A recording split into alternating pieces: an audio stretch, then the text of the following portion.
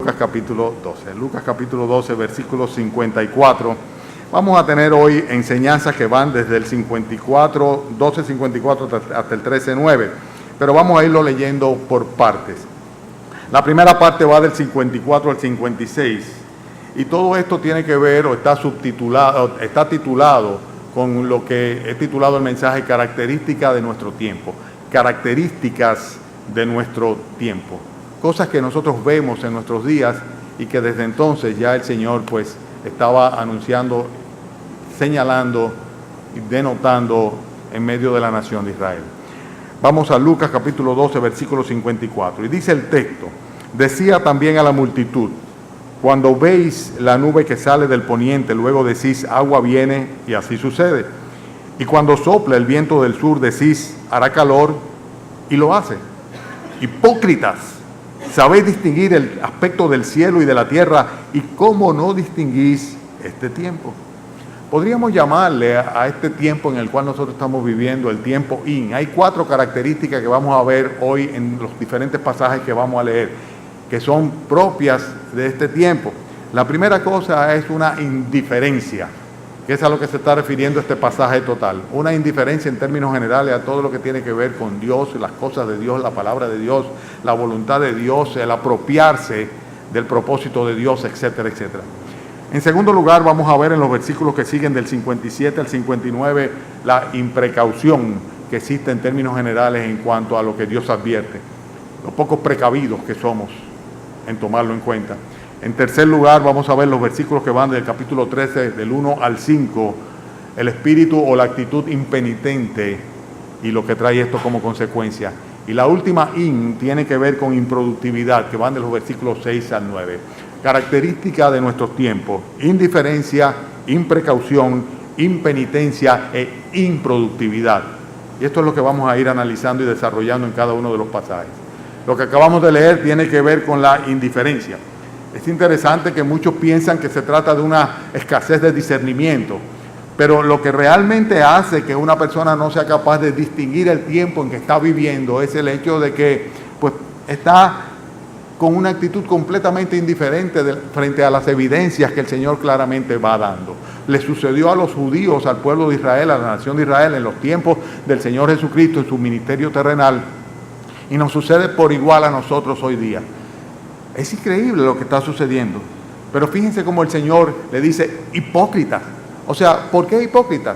Porque sencillamente ellos de una manera profesa estaban obviando, actuando de una manera indiferente ante lo que era muy evidente, y el Señor se lo señala aquí claramente. Nosotros vemos que esta indiferencia en primer lugar se ve cuando nosotros pues ignoramos lo que es evidente, y con esto pues practicamos la hipocresía, tratando de simplemente disimular frente a lo que está completamente claro.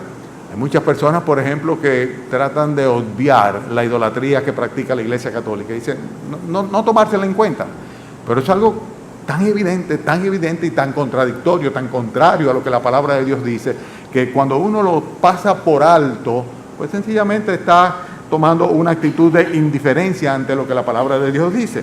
La multitud podía predecir perfectamente bien cuando venía una tormenta. El Señor le dice: cuando veis la nube que sale del poniente, decid, agua viene, y así sucede. Viene un aguacero, dice, y eran capaces de ver el cielo e identificar la tormenta. Después dice: cuando sopla el viento del sur, decid, hará calor, y lo hace. Eran capaces de prever también cuando habría, por el contrario, una escasez de lluvia y un calor sofocante. Dice: sin embargo, ustedes no son más que unos hipócritas, porque si bien sabéis distinguir este tiempo, sin embargo, dice, el tiempo en términos físicos, ¿no? O sea, los temporales que vienen, el aspecto del cielo y de la tierra, dice, sin embargo, ¿cómo no son capaces de discernir lo que está sucediendo ahora con mi presencia aquí? Eso es lo que el Señor le está diciendo a la nación. En otras palabras, cuando falta discernimiento espiritual, al mismo tiempo falta discernimiento en cuanto a la evidencia que el Señor muestra en lo que a Él le compete, en lo que es su voluntad o son sus planes. Los hombres pueden perfectamente bien predecir los movimientos de los cuerpos celestes. Hoy día somos capaces de dividir el átomo, somos capaces de poner los hombres en la luna, pero somos incapaces de ver lo que Dios está haciendo en el mundo.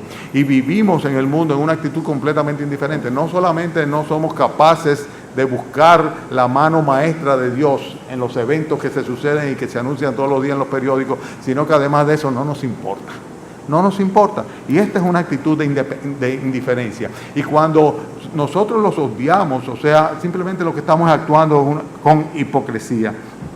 Nosotros ignoramos muchas veces lo que Dios evidencia de una manera muy clara. Y cuando nosotros ignoramos a Dios o lo que Dios enseña, eso no hace que Dios desaparezca, ni mucho menos va a neutralizar la mano de Dios, ni va a evadir el juicio de Dios. Todo esto lo que va a hacer es evidenciar una necedad en aquel que frente a lo que es claro y evidente actúa con hipocresía, mira para otro lado y olvida lo que Dios está mostrando. Y eso es lo que estaba pasando con la nación de Israel cuando el Señor le dice: hipócritas, sabéis distinguir el aspecto del cielo y de la tierra, y cómo no distinguís este tiempo. Cuando una persona ignora a Dios, está actuando como un necio. El necio dice en su corazón: no hay Dios. Pero Dios dice: lo que pasa es que se han corrompido, se hacen abominables. Por eso es que no hay, dice Dios, ninguno que haga bien, que haga lo bueno, ni siquiera uno. Hermanos, si nosotros creemos en el Señor Jesucristo, en su condición de Dios, Señor, Salvador, y en las promesas de Él, nosotros deberíamos estar apercibidos de lo que está pasando en los tiempos.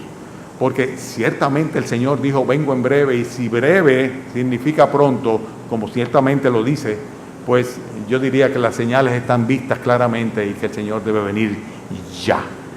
Si nosotros creemos en el juicio venidero y si nosotros creemos en que Dios no pasará por alto para siempre el pecado, pues sencillamente debemos estar expectantes frente a los eventos que se van sucediendo alrededor de nosotros, porque el Señor en cualquier momento viene. Y esta es la primera actitud que yo veo. O sea, no parece haber temor de Dios, ni mucho menos consideraciones hacia sus promesas y sus palabras entre los hombres hoy día. Muchas veces aún la iglesia se descuida en el mandamiento de velar, el cual el Señor le da porque viene ya pronto, como si Él no hubiese de venir nunca. Nosotros somos capaces de predecir eventos naturales, pero sencillamente somos incapaces de tener el discernimiento necesario para tomar una actitud proactiva frente a la realidad de que el Señor Jesucristo viene y ya. ¿Cómo no sabéis distinguir este tiempo?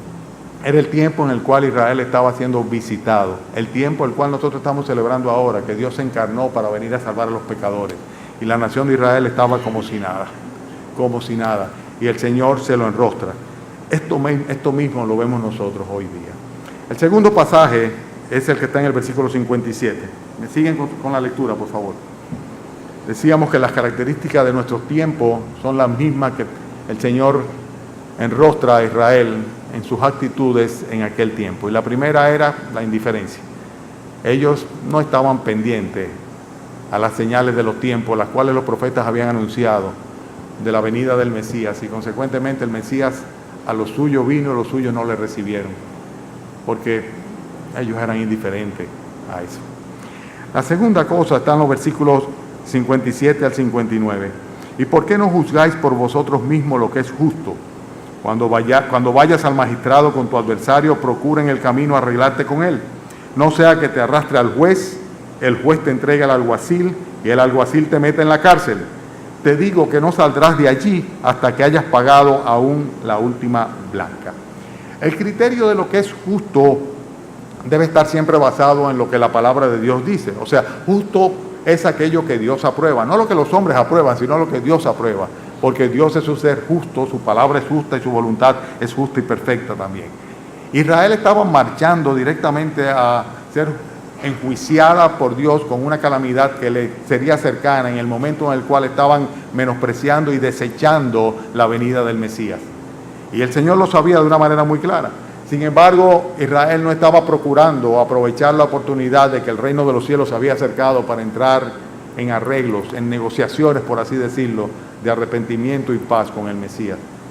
Es interesante que si ustedes van al capítulo 19, unas cuantas páginas más adelante, capítulo 19 de Lucas, nosotros podemos ver cómo el Señor Jesucristo sabía ya de antemano lo que le habría de suceder a la nación de Israel. Y le está advirtiendo en cuanto a esto, cuando le dice, cuando vayas al magistrado con tu adversario, procura en el camino arreglarte con él. O sea, antes de que venga el juicio sobre ti, dice, pon tus cuentas en orden con aquel adversario. ¿El adversario quién era? Dios. Dios. Nosotros somos enemigos de Dios, adversarios de Dios por causa de nuestro pecado. Y los judíos se habían constituido en adversarios del Mesías que venía. Fíjense capítulo 19 de Lucas, ¿lo tienen? Versículo 41. Dice, cuando llegó cerca de la ciudad al verla, lloró sobre ella diciendo, oh, si también tú conocieses a lo menos en tu día lo que es para tu paz, mas ahora está encubierto de tus ojos, porque, versículo 43, vendrán días sobre ti cuando tus enemigos te rodearán con vallado y te sitiarán y por todas partes te estrecharán y te derribarán a tierra y a tus hijos dentro de ti y no dejarán de ti piedra sobre piedra. ¿Qué dice luego? El final del versículo 44 dice, ¿por cuánto qué? Por cuanto no conociste el tiempo de tu visitación. ¿A qué se está refiriendo? Lo mismo que dice aquí, ¿verdad? Cuando dice, procura ponerte en paz con tu adversario, dice antes de que venga el momento. Y el problema de él, estamos en un mismo contexto de la nación de Israel, era que no había sido capaz de discernir el tiempo que estaba viviendo.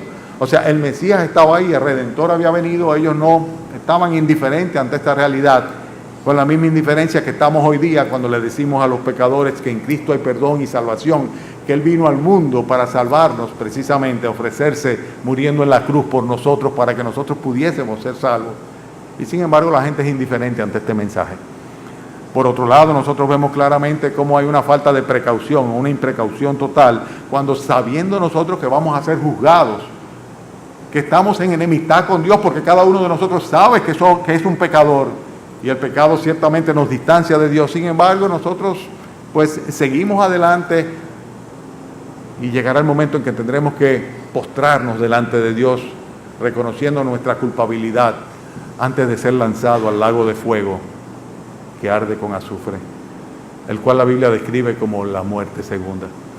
Sin embargo, es una realidad que nosotros, sabiendo que somos culpables y que vamos a ser llevados a juicio, no hacemos lo que cualquier persona sensata haría, que sería buscar un abogado y tratar de llegar a un arreglo. Ustedes ven que aún a los narcotraficantes, cuando se les toma, pues ellos tratan de negociar, y hay en la Secretaría de Trabajo un departamento que se llama Departamento de Conciliación, para tratar de evitar llegar al tribunal, llegar al juicio. Y cuando una persona se sabe que es culpable, prefiere negociar. Y lo que está diciendo aquí el Señor, oye, no seas insensato. Si tú sabes que vas a ir al magistrado, tú sabes que eres culpable, trata de arreglarte con el adversario que tú tienes en el camino.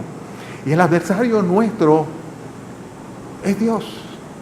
Hasta tanto nosotros no hacemos la paz con Dios por medio de nuestro Señor Jesucristo, hasta tanto Jesucristo no perdona nuestros pecados, dice la Biblia que nosotros estamos en enemistad con Dios, viviendo en el pecado. Y es un llamado a la sensatez, a fin de que seamos precavidos, sabiendo que tarde o temprano vamos a ser presentados ante el juicio de Dios y que el destino final es el calabozo del infierno. Pues sencillamente vamos a arreglar las cuentas con Dios ahora. Pero hoy día mucha gente, oyendo esta invitación, hace caso omiso de ella, no le hace caso. Por eso es que yo digo que es una señal de nuestro tiempo también la imprecaución. O sea, la gente no es precavida. El que es precavido trata de resolver antes. Si el Señor está haciendo una invitación y dice, procura en el camino arreglarte con él, no sea que te arrastre al juez, el juez te entregue al alguacil, el alguacil te mete en la cárcel, te aseguro que no saldrás de ahí hasta que haya pagado el último cuadrante. O sea, que es el tiempo ahora de hacer las paces con Dios. Es ahora, este es el tiempo ahora de hacer las paces con Dios, porque va a llegar un momento en que el juez está a la puerta, dice Santiago, y la ira de Dios se va a derramar sobre esta humanidad. Y si antes del momento de la segunda venida de Cristo, Él te arrebata, como vamos a ver en el próximo pasaje, pues sencillamente no vas a tener ninguna oportunidad de escapar del juicio de Dios. Señales de nuestro tiempo. La primera, ¿cuál es? Indiferencia. Indiferencia. ¿No me están siguiendo o sí? Indiferencia. El problema de la nación de Israel era indiferencia. La indiferencia lo convertía en hipócritas. porque estaban viviendo como si nada, en una hipocresía religiosa. Y así vivimos muchos hoy día, en una hipocresía religiosa. Somos capaces de discernir cosas temporales, cosas de este mundo, pero las cosas espirituales absolutamente no. Y él decía, ¿cómo es posible que ustedes no sean capaces de distinguir este tiempo, el tiempo en el cual Dios estaba visitando a los hombres, Cristo se había encarnado? Pero ellos estaban muy ajenos de eso. Y luego le dice aquí, sencillamente es una imprecaución total lo que ustedes están cometiendo, porque no están procurando poner sus cuentas al día con el que va a juzgar a toda la tierra, nuestro Dios. Y antes de que llegue ese momento y tú termines por una eternidad,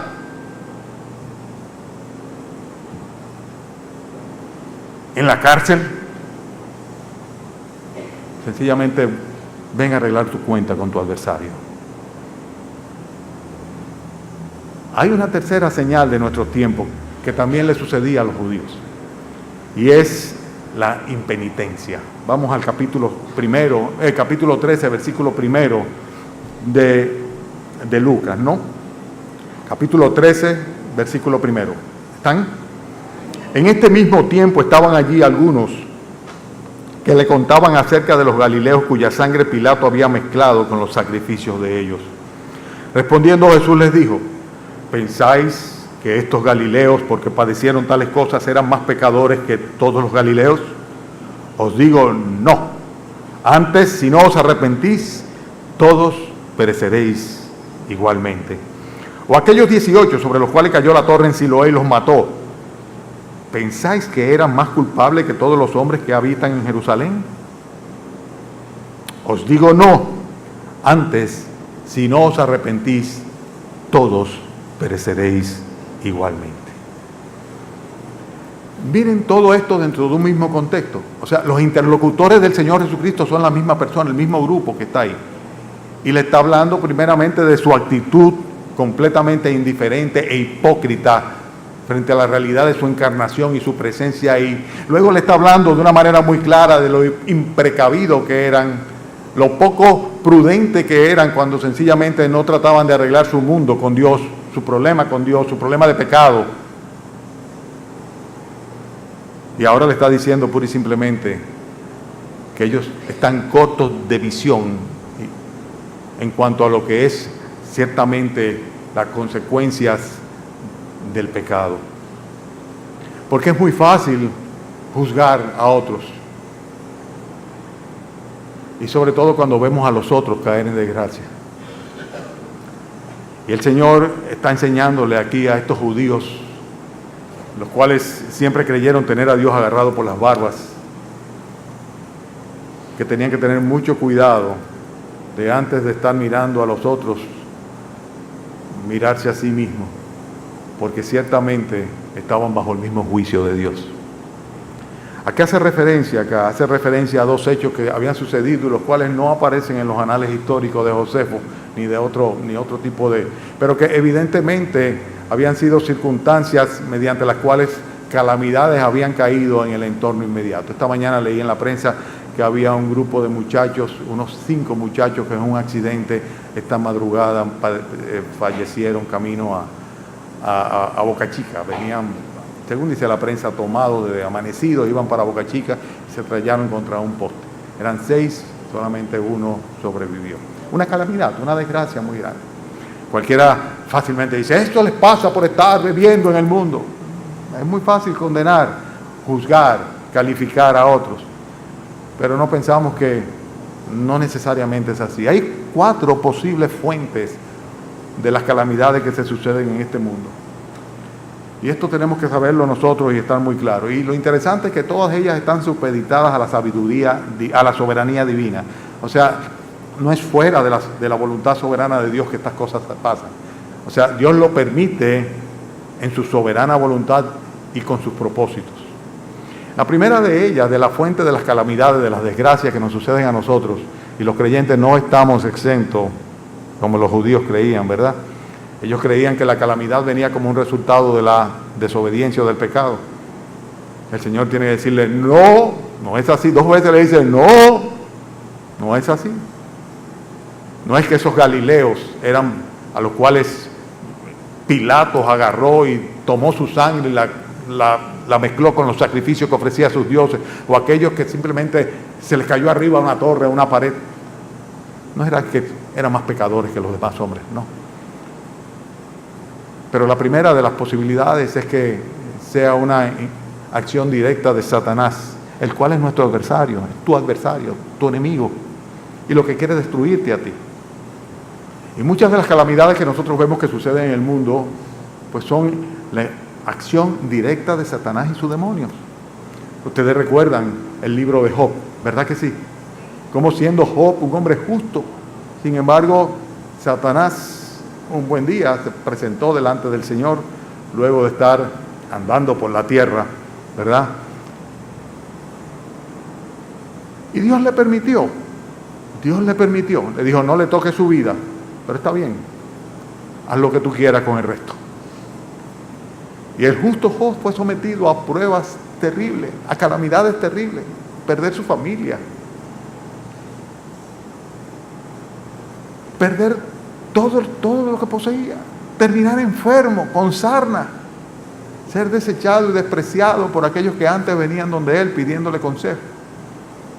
Y todo esto con un propósito siempre benigno de parte del Señor para los que aman a Dios. Porque la Biblia no se equivoca, claro está, cuando dice que todas las cosas vienen a bien a los que conforme a su propósito son llamados. Pero Satanás muchas veces es el causante de las calamidades que hay sobre nosotros. La otra fuente es nuestra herencia pecaminosa adánica. O sea, nosotros tenemos que reconocer que tenemos una naturaleza caída. Cuando viene una enfermedad sobre nosotros, cuando viene una peste, son propias de nuestra naturaleza pecaminosa. La Biblia dice que cuando estemos en el cielo ya no sucederá así, ya no habrá enfermedad, ya no habrá dolor y no habrá lágrimas. Pero mientras tanto estamos aquí, estamos simplemente tomados por esta naturaleza carnal, pecaminosa, adámica, y esta herencia que nosotros recibimos hace que nosotros seamos falibles a sufrir. También hay una tercera fuente, ¿ustedes saben cuál es? La misma naturaleza, la cual sin lugar a duda está maldita por causa del pecado. Yo oí en aquella ocasión con tristeza que muchos dijeron, eso le pasó a Haití, refiriéndose al terremoto, por toda la brujería y todo el vudú y todo lo que se practica ahí. No, ¿por qué? Tú no puedes decir que la torre le cayó a aquellos en Siloé, ni que la sangre de aquellos galileos era porque eran más pecadores que el resto de los hombres, que Pilatos la tomó y la mezcló con su sacrificio. El Señor dice que no fue por eso. Pero suceden tsunamis, suceden terremotos y tifones y de todo, ciclones, etcétera, cataclismos. ¿Por qué? Porque estamos en un mundo que ha sido maldito por causa del pecado. Maldita será la tierra por tu causa, le dijo Dios a Adán. Y aquí es donde vivimos, no vivimos en otro lugar, en esta tierra. Y saben que hay una cuarta fuente de las calamidades. El dilema de cada uno de nosotros es cuando nos suceden las cosas, tratar de discernir con la ayuda de Dios cuál es la procedencia. Y en un caso u otro no perder de vista que Dios es soberano, que Satanás no puede hacer nada sin el permiso de Dios y que Él tiene control de la naturaleza y que Él tiene control también de los hombres y de nuestros cuerpos y que para Dios es igual salvar con muchos o con pocos, dar la vida, sanar o por el contrario quitarla, lo que no necesariamente es una desgracia en el caso del creyente. La cuarta fuente es Dios mismo. Dios muchas veces prueba o disciplina a los hombres. Muchas veces. Pero en un caso o en otro, lo que no podemos decir es que lo que viene sobre nuestras vidas es una consecuencia directa de nuestro pecado. Sin embargo, es cierto que hay una impenitencia terrible, una falta de arrepentimiento en la humanidad en términos generales y que en nuestros días se hace más evidente que nunca. Y es la tercera característica de nuestros días que estamos viendo ahora es la impenitencia. ¿Qué le dice el Señor a estos judíos que pensaban que ellos eran menos pecadores que los demás hombres? que por lo menos eran menos pecadores que aquellos sobre los cuales había venido la calamidad o la desgracia. Le dice, no, antes si no os arrepentís. ¿Qué dice? Todos pereceréis igualmente. Y está hablando de algo que va mucho más allá de la muerte física, de la muerte espiritual, de perecer espiritualmente, de la muerte eterna, de la condenación eterna. Y todos y cada uno de los seres humanos estamos bajo la misma sentencia de muerte y condenación eterna. Todos absolutamente. Porque la paga del pecado es la muerte. Dios paga el pecado nuestro con la muerte. Y esta muerte va mucho más allá de la tumba o del sepulcro. El hecho es, hermanos, que todos, sin excepción, todos nosotros necesitamos arrepentirnos. Necesitamos arrepentirnos de todo corazón a fin de alcanzar la misericordia de Dios. ¿Alguien dice amén? Amén. Todos. No unos sí, unos no. Todos. ¿Saben una cosa? Cuando estábamos escogiendo un versículo para poner en la pared del templo aquí, este era el versículo que yo tenía en mi mente fija. Antes, si no os arrepentís, todos pereceréis igualmente. Yo no sé por qué terminamos poniendo, mas Jehová está en su santo templo. Porque lo que yo quería poner era, antes, si no os arrepentís, todos pereceréis igualmente. Como una tremenda advertencia, una profunda advertencia a los hombres a fin de que se arrepientan. Y hoy día llamamos la atención sobre los seres humanos. Hay un llamado permanente de todas las iglesias, desde todos los púlpitos al arrepentimiento, pero simplemente por el mismo hecho de que hay una cantidad de personas que son indiferentes e imprecavidas, pues sencillamente no hacen caso a este llamado al arrepentimiento. Creen que quien tiene que arrepentirse es otro. Y hay otros que son aún más insensatos, que piensan, yo no tengo de qué arrepentirme. ¿De qué me voy a arrepentir? Yo no le echo mal a nadie. ¡Qué tontería! El Señor dice, todos. Y cuando dice todos, es todos. Todos pereceréis igualmente, a menos que la misericordia de Dios te lleve a un arrepentimiento. A menos que te lleve y te conduzca a un arrepentimiento. Romanos capítulo 2, versículo 4 al 6 lo dice. Cuando dice, o menospreciáis las riquezas de su benignidad, refiriéndose a la benignidad de Dios. Menospreciáis las riquezas de su benignidad, paciencia y longanimidad, ignorando que su benignidad te guía al arrepentimiento, pero por tu dureza y por tu corazón no arrepentido, atesoras para ti mismo ira para el día de la ira y la revelación del justo juicio de Dios, el cual pagará a cada uno conforme a sus obras. Por tu dureza y tu corazón no arrepentido. Una característica de nuestros tiempos es esa. Escudados en la religión, escudados en la autojustificación, en el yo no soy tan malo, ¿verdad? Está bien fulano que le caiga la torre encima, o está bien sultano que su sangre sea derramada y ofrecida en sacrificio a dioses paganos. Pero a mí, ¿por qué me ha de suceder si yo soy una persona tan buena? Antes, si no os arrepentís, todos pereceréis igualmente. Es una advertencia muy sobria, muy solemne. ¿Tú te arrepentiste? ¿Tú te has arrepentido? Ok, vamos a suponer que las dos primeras partes que hemos visto las superaste, 2 pruebas superadas. No eres indiferente definitivamente, y la muestra de eso es el hecho de que estás aquí. No eres indiferente a Dios, no eres indiferente a la palabra de Dios, a la voluntad de Dios, al propósito de Dios, a las promesas de Dios, a las bendiciones de Dios. Tú no eres indiferente, las quieres, las deseas y por eso estás aquí. Vamos a suponer que la segunda también. No eres poco cauto o imprecavido. En consecuencia, tú estás tomando en cuenta el hecho de que tienes la oportunidad mientras estás vivo de venir a cuentas con Dios, porque luego que mueras no hay nada que hacer. No hay esperanza, dice la Biblia, ya para los muertos. Después que una persona muere, no hay más nada que hacer.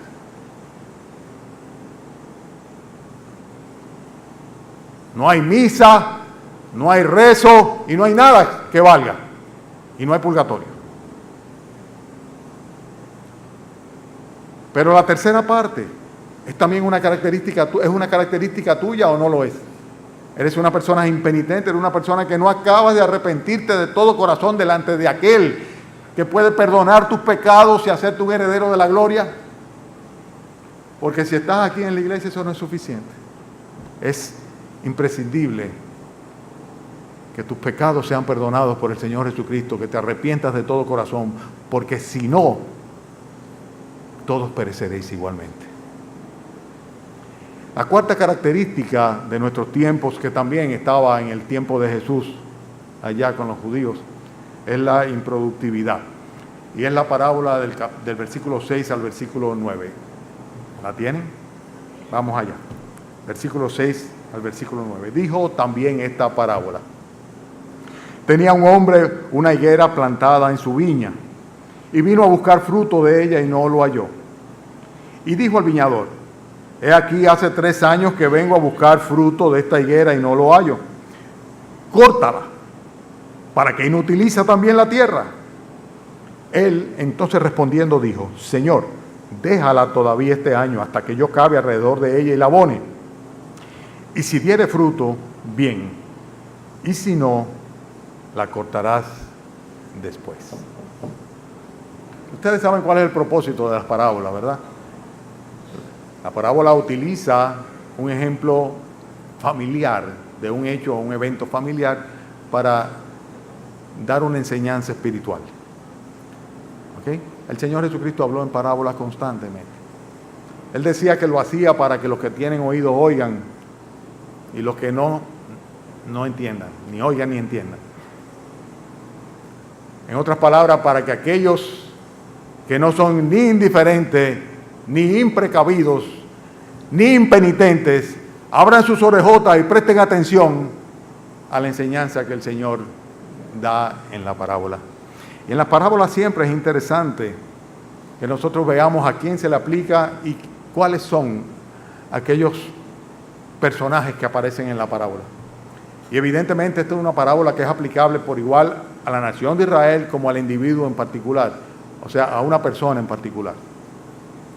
Yo quiero que los que están durmiendo se despierten, porque esta parte necesariamente tiene que ir dirigida a cada uno de nosotros.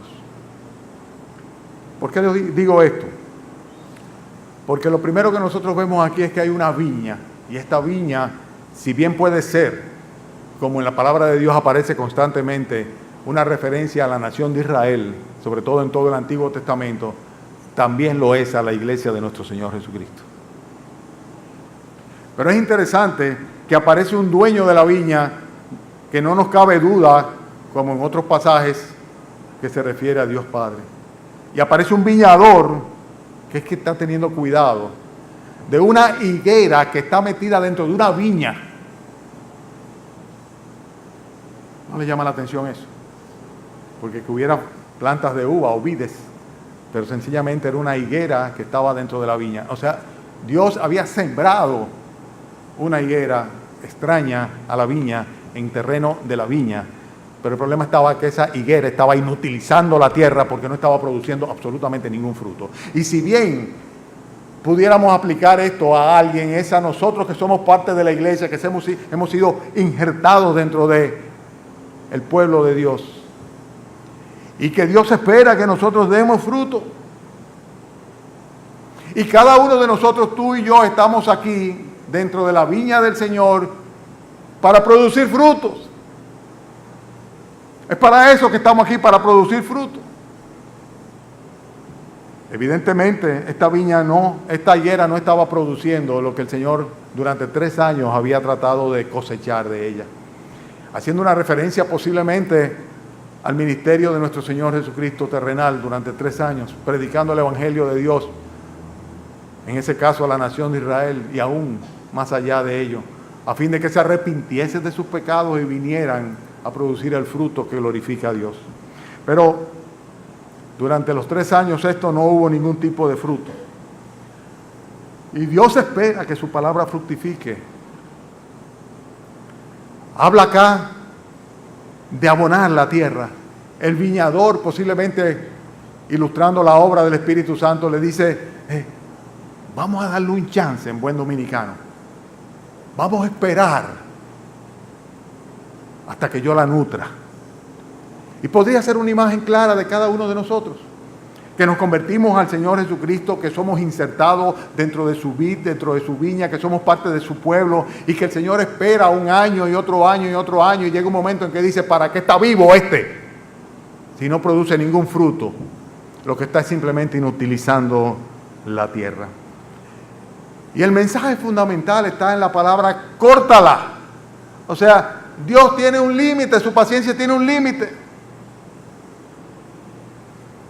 Pero todavía trasciende ese mensaje básico en otro que va más allá cuando dice, vamos a esperar un año.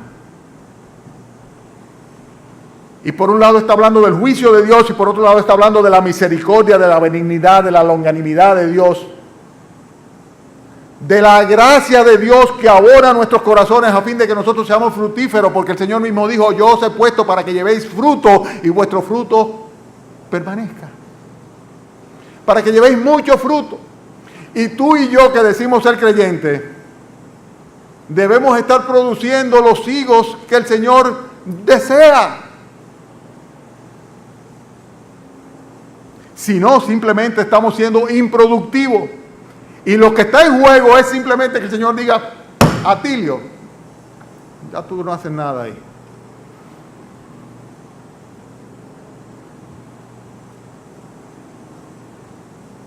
Característica de nuestro tiempo. Una gran cantidad de personas que dicen ser creyentes y sus vidas no evidencian ningún fruto. Y cuando hablamos de fruto, sí, estamos hablando de almas salvadas para Cristo. ¿Cuántas personas han venido a los pies de Jesucristo por ti? Porque tú le has llevado el Evangelio, porque tú le has predicado. ¿Cuántas personas están fieles viviendo para el Señor porque tú estás supervisando su discipulado, su crecimiento espiritual? ¿Cuántas? Eso es fruto. ¿Hasta qué punto tú eres un sostén de aquellos que llevan el Evangelio a otros lugares? En oración, en ofrenda. ¿Hasta qué punto realmente está fructificando tu vida para el Señor Jesucristo?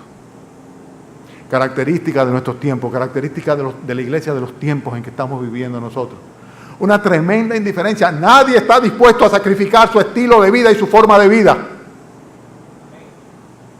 Es triste, pero es una realidad. Una tremenda indiferencia ante el llamado y la demanda de nuestro Señor.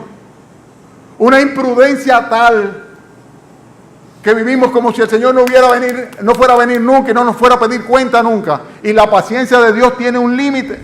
Una impenitencia tal que en vez de nosotros estar de rodillas implorando al Señor misericordia y gracia, sencillamente lo que nos tomamos es licencia con el pecado una vez y otra vez. Y una improductividad tal que pasan los días, pasan los meses, pasan los años y no podemos mostrarle al Señor una sola alma conducida hasta sus pies.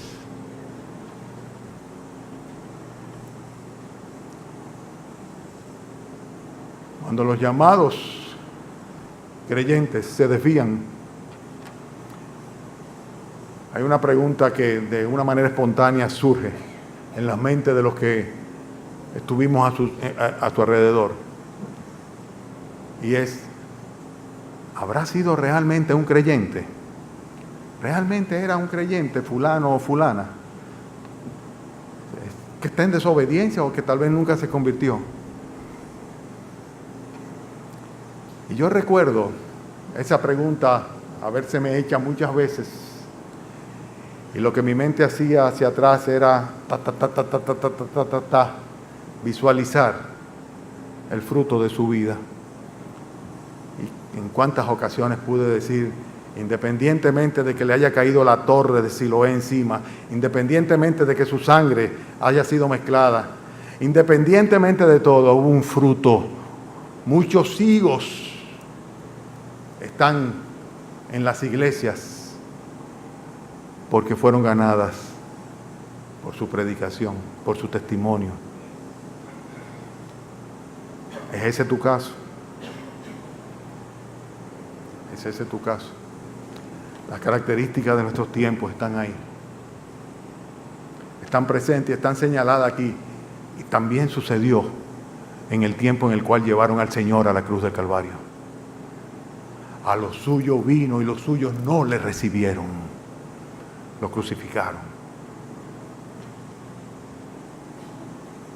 Hermanos, ¿cuál es tu actitud hacia Dios? ¿Cuál es tu actitud hacia Dios? Amigo, amiga mía, ¿ya te arrepentiste de todo corazón delante del Señor? Le pediste perdón por tu pecado, le pediste que te limpiara, que te salvara. ¿Lo hiciste? ¿O vas a continuar impenitentemente mirando a los otros y no mirándote a ti mismo?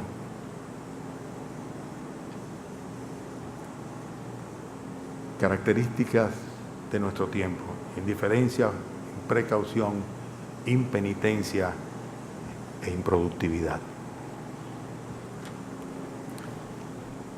¿Qué mensaje para la víspera de la Navidad?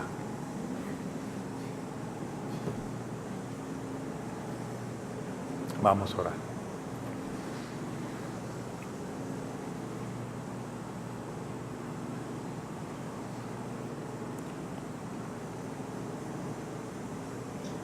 Padre, toma nuestras vidas, Señor.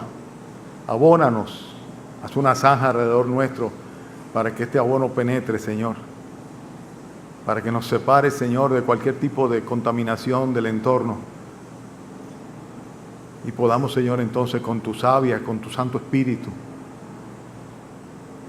producir el fruto que tú esperas de nosotros, Señor. Mira, Padre, que tal vez alguno aquí no se ha arrepentido de todo corazón, Señor. Y está viviendo, Padre, como si no fuera a perecer nunca. Ten misericordia y permite, Señor, que pueda sentir su necesidad de perdón, Padre. Que te vea airado como tú estás, como dice tu palabra, que tú estás contra el impío todos los días, Señor.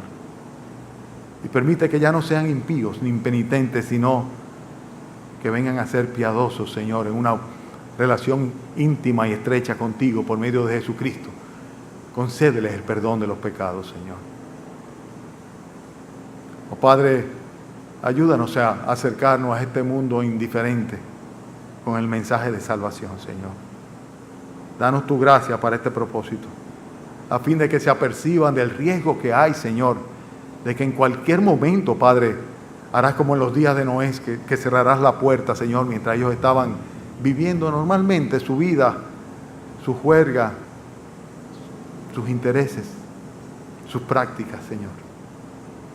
Pero dice tu palabra que un día vino el diluvio y arrasó con todo, Señor. Y ayúdanos, Padre, a anunciar tu palabra, que este año que viene no sea como el que acaba de pasar, Señor, que tu iglesia ha sido disminuida en número porque son menos los salvos. Y que para tu gloria y por tu misericordia, Señor, tú permitas que nosotros seamos fructíferos y que podamos verlo, Señor, en la conversión de nuevas almas. Oh Señor, obra en nosotros, Señor, a fin de que nosotros no tengamos que poner nuestros ojos en otros, Señor, sino solamente en ti, buscando de tu gracia y tu misericordia. Lleva al arrepentimiento, Señor, a los que vas a salvar. Te lo pedimos en el nombre de Cristo Jesús. Amén.